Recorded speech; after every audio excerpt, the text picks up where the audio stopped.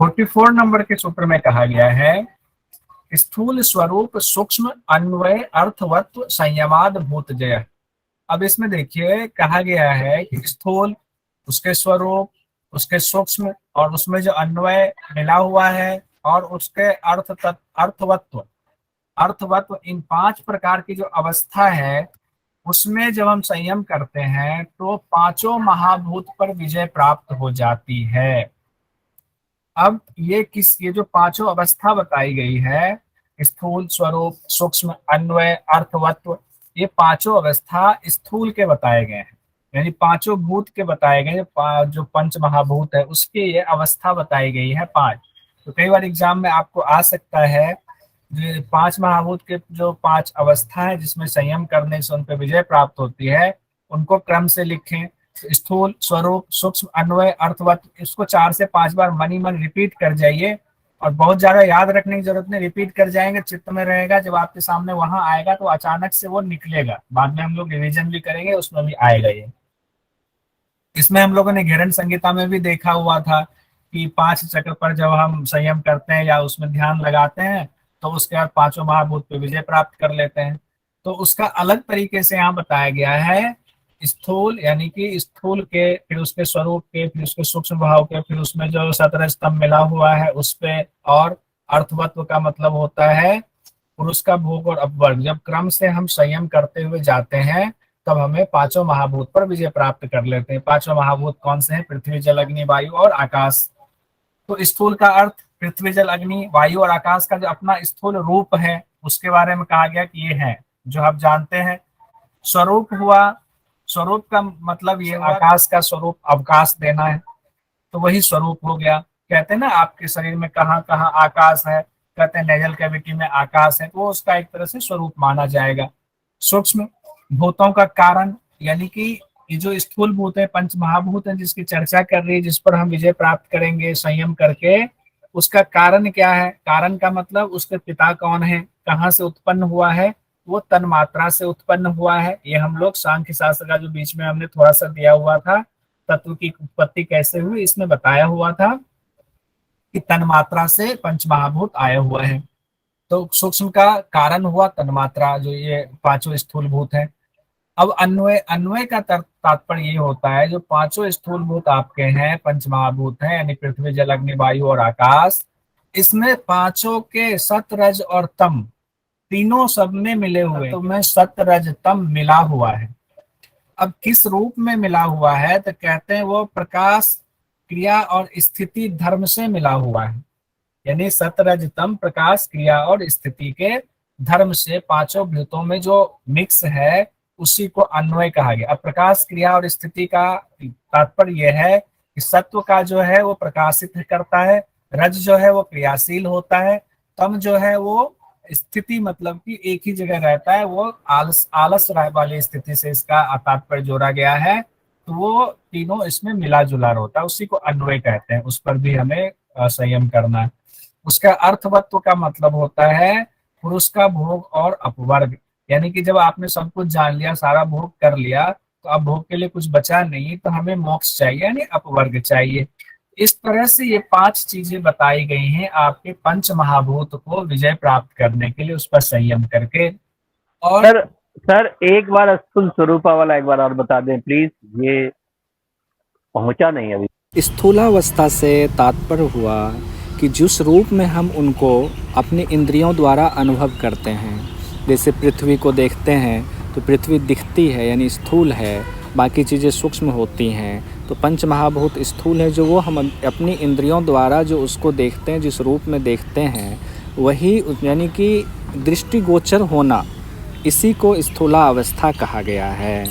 स्वरूपावस्था की बात करें तो पांचों भूतों का अपना अपना नियत धर्म है जिनसे कि ये जाने जाते हैं। जैसे पृथ्वी है, मूर्ति रूप में दिखती है जैसे हम लोग हैं, और गंध भी है उसमें, जल का जैसे गीलापन है, स्नेह है, रस युक्त हुआ, अग्नि का उष्णता भी और प्रकाश भी देता है, वायु का है कि गति भी करती है, कंपन भी है, आकाश जो है अवकाश देना है, और उसमें शब्द जो है गुण है उसका। ये जो धर्म है उसी धर्म को उसका स्वरूप कहा गया है। जो इनकी अलग सत्ता होती है पांचों महाभूत की, वो इन्हीं के द्वारा इनकी सत्ता का अनुभव किया जाता है। इसीलिए इनका जो गुण है, इनका जो धर्म है, उसको इसका स्वरूप कहा गया है। अब सूक्ष्मावस्था की बात करें तो जो स्थूल भूतों के कारण हैं, जो स्थूल भूत जो पांचों हैं, पांचों के कारण क्या हैं? गंध तन्मात्रा, रस तन्मात्रा, रूप तन्मात्रा, स्पर्श तन्मात्रा, शब्द तन्मात्रा, ये उसके सूक्ष्म रूप हैं, यानी कि जहाँ से उसकी उत्पत्ति हुई है। तो पांचों जो महाभूत हैं उसकी उत्पत्ति तन्मात्रा से हुई है, इसीलिए उसको इसका सूक्ष्म कहा जाता है। यानी कि पंच महाभूत का सूक्ष्म हो गया पंच तन्मात्रा, तो सूक्ष्म में ये चीज़ें आ जाती हैं। अब आया अन्वय भाव। अन्वय भाव का मतलब जैसा कि पहले भी बताया कि सत रज तम जो है वो हर तत्व में मौजूद है, यानी प्रकृति से जितने तत्व की उत्पत्ति हुई है सब में सत रज तम मौजूद है। और किस रूप में मौजूद है? अपने प्रकाश, क्रिया और स्थिति के धर्म रूप में मौजूद है, मिला हुआ है। इसी सत रज तम का पांचों महाभूत में मिले होने को अन्वयी भाव कहा जाता है। यही अन्वयी रूप कहलाता है। अर्थवत्व। अर्थवत्व मतलब पुरुष का भोग और अपवर्ग, यानी कि जिस प्रयोजन को लेकर के ये पांचों भूत जो है, पंच महाभूत अपने कार्य में लगे रहते हैं, वही अर्थवत्व रूप है। यानी कि भोग और अपवर्ग कराना, जिनका भोग पूरा हो गया उनको अपवर्ग मतलब अब उनको मोक्ष चाहिए। तो जब आप इस पर संयम करते हैं तो आप मोक्ष की तरफ बढ़ना शुरू हो जाते हैं। लेकिन मोक्ष की प्राप्ति से पहले आपको कई सिद्धियां मिलती हैं। अब कहते हैं जब पांच महाभूत पर आपने संयम कर लिया तो उससे क्या होगा? तो अनिमादि प्रादुर्भाव, अभी आते हैं निष्ठा जी। तत्तो अनिमादि प्रादुर्भाव काय संपत्तर धर्मान विघातश्च। कहते हैं इस तरह योगी को अनिमा आदि जो अष्ट सिद्धियां हैं वो प्राप्त हो जाती हैं। भूतों पर विजय प्राप्त हो गई। कहते हैं जब पांचों भूतों पर विजय प्राप्त होती है तो क्या होता है? अनिमा आदि का प्रादुर्भाव होता है। ये ध्यान रखिएगा कि बाकी शास्त्रों में, हठयोग के शास्त्रों में भी कहा गया जब पांचों भूतों पर आप विजय प्राप्त कर लेते हैं तो अष्ट सिद्धि आपको मिलती है। उसी तरह से यहाँ भी कहा गया है कि पांचों भूतों पर आपने विजय प्राप्त कर लिया संयम करके तो आपको अणिमा आदि अष्ट सिद्धियां प्राप्त हो जाती हैं। अणिमा आदि अष्ट सिद्धियों के साथ साथ ही आपको काय संपत की भी प्राप्ति होती है। काय संपत भी प्रादुर्भाव होता है। वो काय संपत अगले सूत्र में बताया गया है, वो चार चीज़ें अलग से हैं। और उसके बाद कहा गया है पहले अणिमा आदि, फिर काय संपद और फिर तद धर्मान विघाता। और ये जो इनके भूतों के जो धर्म हैं वो आपके रास्ता में कभी बाधा नहीं बनते हैं। अब अणिमा जो अष्ट सिद्धि है, कई बार ये भी पूछ दिया जाता है, अणिमा, लघिमा, महिमा, गरिमा, प्राप्ति, प्राकाम्य, वशिष्ठ, वसित्व, इसित्व। तो अणिमा का मतलब होता है सूक्ष्म, यानी कि सूक्ष्म से सूक्ष्म हो जाना अणिमा है। यानी कि जैसे कि हनुमान जी गए थे, सुरसा जो सुरसा बदन बढ़ाए तो अपना आकार सूक्ष्म करते जा रहे थे, उसी को सूक्ष्म मतलब सबसे छोटा। लघिमा हो गया हल्का, मतलब उसमें वजन नहीं, से रुई को कह लें कि लघिमा है। महिमा हो गया कि बहुत बड़ा जो है आकार आपने बना लिया। और गरिमा हो गया भारी, वजनदार। प्राप्ति का हुआ इच्छित वस्तु आपको प्राप्त हो जाती, प्राप्ति हो जाती है। प्राकाम्य और प्राप्ति थोड़ा मिला जुला सा प्रकट होता है, लेकिन कहा गया प्राकाम्य में भौतिक पदार्थों का प्रकट हो जाना अपने आप प्राकाम्य है। तो इसको ऐसे याद रखें, प्राकाम्य या प्रकट हो जाना, तो भौतिक पदार्थों का प्रकट हो जाना। वसित्व हुआ पांच भूतों का वश में हो जाना, वसित्व। इसित्व में कहा गया, माने वसित्व के बाद इसित्व आया है, तो पांचों भूत वश में हो गया, तो अब पांचों भूतों पर आपको शासन करने का सामर्थ्य हो गया। इसित्व का अर्थ होता है जना, इस मतलब आप ईश्वर के समान हो जाते हैं, तो आपके बहुत ज्यादा कंट्रोल में होता है। यानी वसित्व और इसित्व में, वसित्व मान लें एक स्टेप पहले है, इसित्व उससे ऊपर का स्टेप मान सकते हैं। सिंपल हमने एक एक लाइन में समझाया। अब इसकी व्याख्या अगर जाएंगे तो बहुत लंबी व्याख्या होगी, तो उस पर अभी नहीं जाते, अगर कभी फिर जरूरत पड़ी तो इसको कर लेंगे। तो इसमें हमने देखा 44 और 45 को एक बार जोड़कर देखते हैं कि जो पंच महाभूत हैं उसके स्थूल, स्वरूप, सूक्ष्म, अन्वय और अर्थवत्व में, यानी क्रम से जब हम संयम करते हैं तो उन पांचों भूतों पर हम विजय प्राप्त कर लेते हैं। और उससे क्या होता है? अनिमा आदि अष्ट सिद्धियां हमको प्राप्त होती है, साथ ही काय संपत्ति की प्राप्ति होती है। और फिर ये पांचों महाभूत उस योगी के मार्ग में कभी भी बाधा नहीं बनते हैं। अब कहा गया 46 नंबर में, रूप लावण्य सर बल वज्र संहनन त्वानि काय संपत्ति। काय संपत्ति यानी शरीर की संपत्ति, इन पांचों भूतों पर विजय प्राप्त कर लेने से योगी को ये चार शारीरिक संपत्ति भी प्राप्त होती है। अब रूप क्या है, लावण्य क्या है, बल क्या है, वज्र क्या है? तो कहते हैं रूप जो है सुंदर रूप देने वाला, जब आपका सुंदर रूप हो गया, लावण्य हो गया, उस सुंदर रूप में जो विशेष कांति होती है, कांति से युक्त हो गया। बल मतलब बहुत बलवान, वज्र मतलब दृढ़, एक तरह से मानसिक रूप से दृढ़ कहे या शारीरिक रूप से दृढ़ कहे। तो अलग अलग पुस्तकों में अलग अलग व्याख्या की गई है। इस शरीर को बल ना कह के कहा गया है कि उनमें आपका मन जो है वज्र के समान हो जाता है, आप किसी चीज पर आपका संशय या दुविधा की स्थिति नहीं होती है। लेकिन कई व्याख्याकारों ने कहा है कि नहीं, वज्र मतलब पत्थर के जैसा या वज्र के समान दृढ़ होना। ठीक है, तो ये चार जो है इसको याद कर लें, 4 से 5 बार मन में रिपीट कर जाइए काय संपत्ति को। ठीक है, रूप लावण्य बल और वज्र। ठीक है, अच्छा हुआ कि ये बीच में क्वेश्चन आने से चीजें और क्लियर हुई। उसके बाद है 47 नंबर में, ग्रहण स्वरूपा अस्मिता अन्वय और अर्थवत्व। ये अर्थ तत्व क्यों बात बता, अर्थवत्व संयमाद इंद्रिय जय। कहते हैं ग्रहण स्वरूप अस्मिता अन्वय और अर्थवत्व, इन पांचों अवस्थाओं में संयम करने से मन सहित सभी इंद्रियों पर विजय प्राप्त हो जाती है, यानी कि इंद्रिय जय नामक सिद्धि मिल जाती है। अब ऊपर हम लोगों ने क्या पढ़ा, 5 भूतों पर संयम। तो हमने 5 भूतों की जो पंच महाभूत उसकी 5 स्थिति हमने क्रम से देखी। अब इंद्रिय के 5 क्रम को बताया गया है। ठीक है, तो उसमें कहा गया ग्रहण स्वरूप अस्मिता अन्वय और अर्थवत्व। तो इसमें स्वरूप सिर्फ ऊपर एक चेंज है, स्वरूप, उसके बाद अस्मिता उसमें था सूक्ष्म, तो एक ही चीज है, अस्मिता और सूक्ष्म एक ही चीज है, अन्वय और अर्थवत्व तो तकरीबन एक ही चीज है, बस वहां पर ग्रहण शब्द चेंज है। तो ग्रहण कहा गया इंद्रियों की वृत्ति यानी व्यापार को ग्रहण कहा गया है।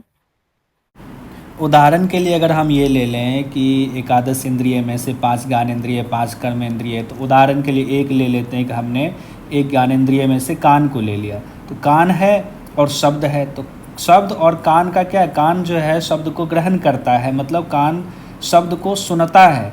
तो ये कान जो शब्द को सुनने की जो ये क्रिया है, ये जो ग्रहण की उसकी वृत्ति है, उसी को ग्रहण कहा गया, यानी शब्द को सुनना यानी शब्द को ग्रहण करना। तो इस तरह से बाकी इंद्रियों पर भी इसको लागू करके समझें कि ग्रहण का तात्पर्य है कि इंद्रियों की वृत्ति, जो वृत्ति से वो ग्रहण करने की क्रिया चलती है, अपने अपने विषय को ग्रहण करने की जो प्रक्रिया है, उसी को यहाँ पर ग्रहण कहा गया है। स्वरूप में कहा गया जैसे मन और इंद्रियां हैं, जो उसका स्वाभाविक स्वरूप है, कहते हैं वो अपने अपने स्थान में विद्यमान रहता है और लक्षण यानी कि संकेत रूप से जानने में आता है। उसको हम देख नहीं सकते हैं क्योंकि वो सूक्ष्म है, तो देख नहीं सकते, लेकिन संकेत रूप से उसको महसूस किया जा सकता है और संकेत रूप से वो जानने में आता है, लक्षण रूप से वो जानने में आता है। यही उसका स्वरूप अवस्था है, यानी कि ये जो एकादश इंद्रिय हैं उनकी स्वरूप अवस्था वही है। अस्मिता का तात्पर्य है कि जो मन सहित जो इंद्रियां हैं 10, यानी कि 11 एकादश इंद्रिय, उसकी उत्पत्ति कहाँ से हुई है, तो उसकी उत्पत्ति हुई है अहंकार से। यह उनकी सूक्ष्मावस्था है, यानी कि इंद्रियों से भी सूक्ष्मावस्था वो अहंकार है, क्योंकि अहंकार से ही उत्पन्न हुआ है। तो ये उसकी अस्मिता है। और अगला है अन्वय। अन्वय का तात्पर्य है कि तीनों गुण एकादश इंद्रिय में, एक एक इंद्रिय में तीनों गुण मौजूद हैं, सतरज और तम, और तीनों गुण प्रकाश क्रिया और स्थिति के रूप में मिले हुए हैं। तो ये उनकी अन्वय अवस्था हो गई हर इंद्रिय की। और अगला है अर्थवत्व। ये मन सहित जो इंद्रिय एकादश हैं, इनका कार्य क्या है, ये किस लिए हैं, ये भोग और अपवर्ग दिलाने के लिए हैं। तो पुरुष को भोग और अपवर्ग दिलाने के लिए जब इनका कार्य पूरा हो जाता है एक भोग का, तब ये अपवर्ग की तरफ चलती हैं। तो यही अर्थवत्व हुआ। अब हम आते हैं 48 नंबर पर। 48 नंबर में कहा गया है ततो मनोज वित्वम विकरण भाव प्रधान जयस। इंद्रियों पर विजय प्राप्त होने से क्या होता है, कहते हैं जब आपने विजय प्राप्त कर लिया मन और सभी इंद्रियों पर, तो क्या होता है, कहते हैं कि इसमें मन, शरीर की गति मन के सदृश हो जाती है। अब ये कई बार कई जगहों पर व्याख्याकारों ने कहा है कि ऐसा नहीं हो सकता है, और कई व्याख्याकारों ने कहा है कि सूत्र में चूंकि ऐसा कहा गया है तो हमें इसको सत्य मानना चाहिए। तो इस पर अलग अलग हो सकता है कि मतभेद हो, लेकिन एग्जाम की दृष्टि से हम लोग इसको मानेंगे कि तब जो है शरीर की गति मन के सदृश हो जाती है। और अगला कहा गया है विकरण भाव, शरीर के बिना भी विषयों का अनुभव करने की शक्ति आ जाती है। और तीसरा कहा गया प्रधान जयस, यानी प्रकृति पर अधिकार प्राप्त हो जाता है। प्रकृति पर अधिकार प्राप्त मतलब प्रकृति के तत्वों पर अधिकार प्राप्त हो जाता है, हमें उसका साक्षात्कार हो जाता है। तो तीन चीजें यहाँ कही गई। तीन चीजें किस पर? जब आप इंद्रियों पर विजय प्राप्त कर लेते, इंद्रिय जय की स्थिति आपकी प्राप्त हो जाती है, तब तीन चीजें होती हैं, मनोजयत्वं और विकरण भाव और प्रधान जयस। अब ये तीन चीज का अर्थ ये है, शरीर की गति मन के सदृश हो जाती है, मन के समान शरीर की गति हो जाती है। विकर्ण भाव का कहा गया है कि शरीर के बिना भी आपको विषयों का अनुभव करने की क्षमता आ जाती है। और तीसरा कहा गया है प्रधान जयस, प्रकृति पर आपका अधिकार प्राप्त हो जाता है। ये तीन शब्द हम ध्यान रखेंगे, जब इंद्रिय जय की स्थिति आती है तब होता है। 49 नंबर में कहा गया है सत्व पुरुषान्यता ख्याति मात्र सर्व भावाधिष्ठातृत्वं सर्वज्ञातृत्वं च। जब योगी को ये ज्ञान हो जाता है कि बुद्धि और पुरुष अलग अलग है, बुद्धि मतलब चित्त और पुरुष अलग अलग है, जब उनको ये पता चल जाता है, तब ऐसी सभी समाधि प्राप्त होने पर, जब पता चलता है तो सभी समाधि प्राप्त होती है, स्मृतानुगत समाधि में हम पहुंचते हैं, तब सभी भावों पर विजय प्राप्त कर लेता है, यानी कि वो सर्वज्ञातृत्व हो जाता है, सर्वज्ञ भाव वाला हो जाता है। इसका अर्थ ये कहा गया है कि मन, इंद्रिय, शरीर, जीवात्मा, जितने तत्व हैं, सारे तत्वों का आपको सही से ज्ञान हो जाता है। यही है, ये कब होता है? जब बुद्धि और पुरुष का अलग अलग आपको ज्ञान हो जाता है, तब ये होता है कि आप सर्वज्ञ हो जाते हैं, सर्वज्ञ भाव वाले हो जाते हैं। मनीता जी हैंड रेज किया, कुछ पूछना था? हाँ सर, एक बार वो लास्ट में 48 का करा देना, 48 समझ नहीं आया मेरे को। 48 में कहा गया जब आपकी इंद्रिय जय की स्थिति हो जाती है, जब आपको इंद्रिय जय वाली सिद्धि मिल जाती है, तब तीन चीजें होती हैं। ततो तीन चीजें क्या होती है? मनोजवित्वं, यानी कि आप मन, शरीर की गति मन के सदृश हो जाती है। दूसरा कहा गया विकर्ण भाव है, शरीर के बिना भी विषयों का अनुभव करने की शक्ति आ जाती है। विषयों का अनुभव करने की कोई चीज चख करके अनुभव करेंगे जरूरी नहीं है, आप उसको बिना शरीर से चखे भी अनुभव कर सकते हैं। और तीसरा है कि प्रकृति पर अधिकार प्राप्त हो जाता है, यानी प्रकृति तत्वों को आप अच्छे से समझने की क्षमता आ जाती है। ठीक है, जी सर। 5 नंबर देख लिया हम लोगों ने। बुद्धि और पुरुष का अलग अलग जब हमें पता चल जाता है, ज्ञान हो जाता है, तब हमें सर्वज्ञ का भाव आ जाता है। अब आगे 50 नंबर में कहा गया जब सर्वज्ञ का भाव आ जाता है, तब उससे भी जब वैराग्य उत्पन्न हो जाता है, जब हम सारे तत्वों को जान लेते हैं, जानने के बाद पता चलता है कि मेरा तो इस शरीर से कोई संबंध ही नहीं है, मैं तो खामखा इस शरीर में फंसा हुआ हूँ, जब पुरुष को ये पता चलता है तो उसको वैराग्य उत्पन्न होने लगता है। वो जब ऊपर की सारी सिद्धियों से भी, सारे तत्वों से भी उसका वैराग्य हो जाता है, चित्त से वैराग्य हो जाता है, तो सभी दोष रूपी बीज नष्ट हो जाते हैं। दोष क्या थे? सारी वृत्तियां ही तो दोष थी, और वृत्तियां दोष है तो उसमें जो है आपके जितने अज्ञानता थी, सारी अज्ञानता का नाश हो जाता है। और तब क्या होता है? उस पुरुष को, उस जीवात्मा को कैवल्य की प्राप्ति होती है। तद वैराग्यात, तब उसका वैराग्य हो जाता है।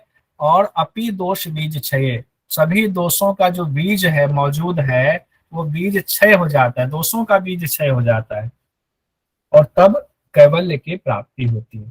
तो इसमें तो लगता नहीं बहुत ज्यादा कुछ दिक्कत हुई होगी समझने में।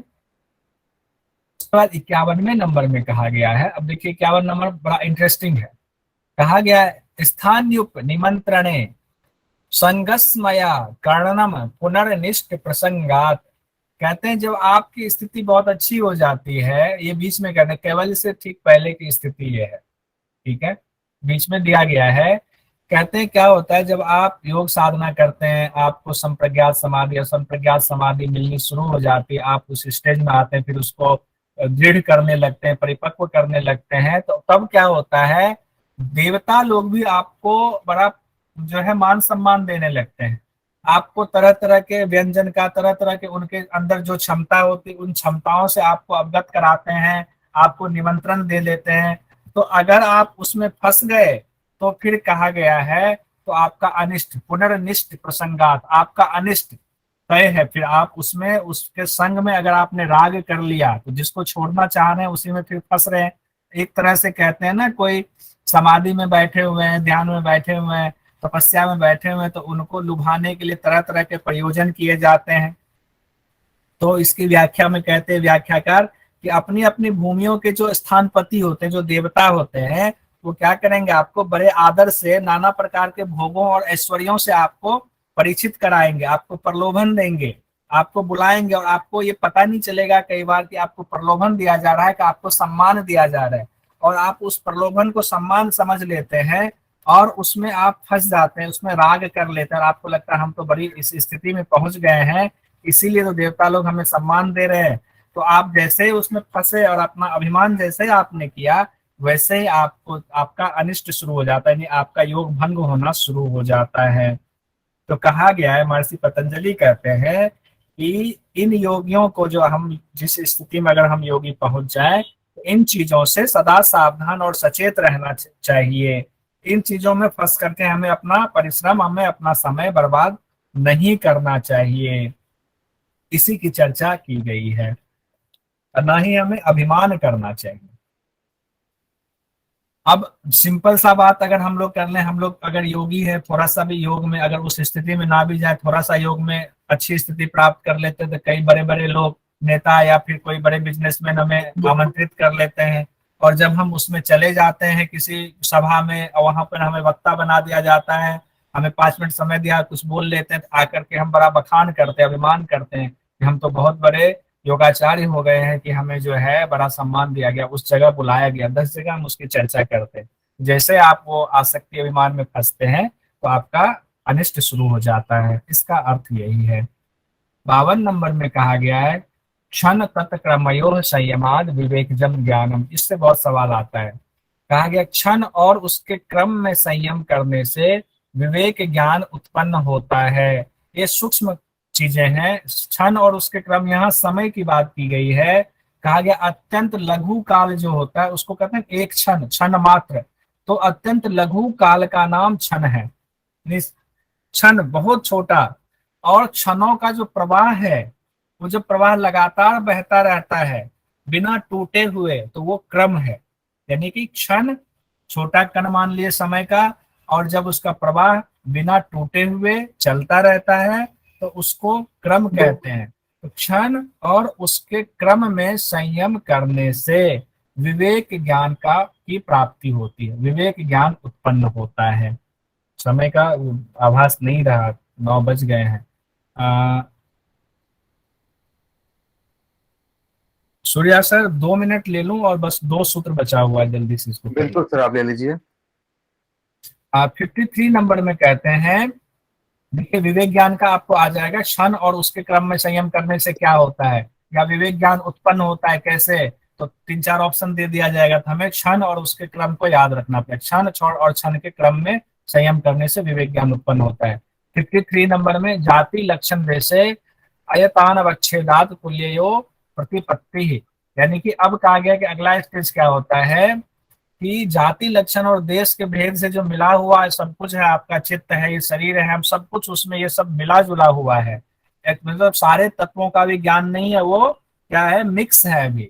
तो कहते हैं लेकिन जब आपको विवेक ज्ञान की प्राप्ति हो जाती है, जैसा कि ऊपर कहा गया क्षण और उसके क्रम में संयम करेंगे, विवेक ज्ञान प्राप्त हुआ, तो कहते हैं विवेक ज्ञान प्राप्त करने से क्या होगा, एक एक चीज आपके क्रिस्टल की तरह देखने लग जाता है, साफ साफ नजर आने लग जाता है। जाति लक्षण और देश का भेद जो है वो भेद आपको पता चलने लग जाता है, जो कि अब तक पता करना मुश्किल था, सब मिला जुला लग रहा था। हम अपने आप को मान लेते थे कि हम ही शरीर हैं, हम ही ये बुद्धि है, हम ही सब कुछ है। 54 नंबर में कहा गया ये विवेक ज्ञान के द्वारा होता है। जाति लक्षण देश जो मिला जुला है वो सब अलग अलग क्रिस्टल की तरह दिखने लग जाता है। 54 नंबर है तारकम सर्व विषयम सर्वथा विषयम क्रमं चेति विवेकजम ज्ञानम। विवेक ज्ञान की विशेषता जो कि इस भवसागर से तारने वाला, जैसे आपको विवेक ज्ञान की प्राप्ति होती है, सोचे कि अब आपका अपवर्ग जो है वो पूरा होने वाला, अपवर्ग की तरफ अच्छे से बढ़ रहे हो, तो ये सबको जानने वाला हो जाता है। विवेक ज्ञान का मतलब ऐसा ज्ञान जिसमें अब कोई त्रुटि नहीं रह जाएगी, आप एक एक चीज को क्रम से जान लेते हो। और या बिना क्रम के भी आप यहाँ एक चीज ध्यान रखें, बिना क्रम के जानना। क्रमम चेती में इसमें कहा गया अक्रमम चेती, तो बिना क्रम के सब कुछ जान लेते हैं और सब प्रकार से जान लेते हैं, सब कुछ जान लेते हैं। यही विवेक ज्ञान का प्रकाश ऐसा होता है।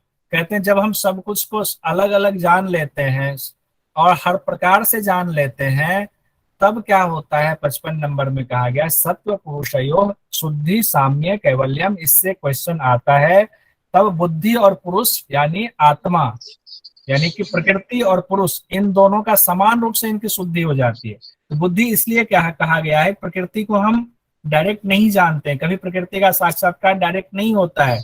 उसका साक्षात्कार जो अंतिम साक्षात्कार या पहला तत्व वो बुद्धि है। तो बुद्धि का अंतिम साक्षात्कार होता है जब हम समाधि के उसमें जाते हैं। तो इसीलिए बार बार बुद्धि का इस शब्द का इस्तेमाल कहा गया और कई बार बुद्धि की जगह चित्त का इस्तेमाल किया गया, तो आप लोग कंफ्यूज नहीं होंगे।